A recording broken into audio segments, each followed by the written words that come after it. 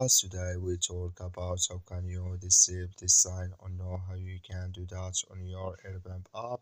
So all you have to do, so you just go down, click here on profile down here.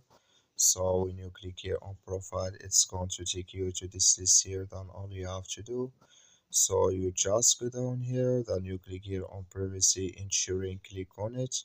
So then come to next step here, then all you have to do, just click here on sharing here. So then it's going to take you to next step here, just switching to open video here. Then you click here on sharing here. So you just switch into open video like this here. Then you go down. So then you come here to show my trip type. Clicking this sign or this color.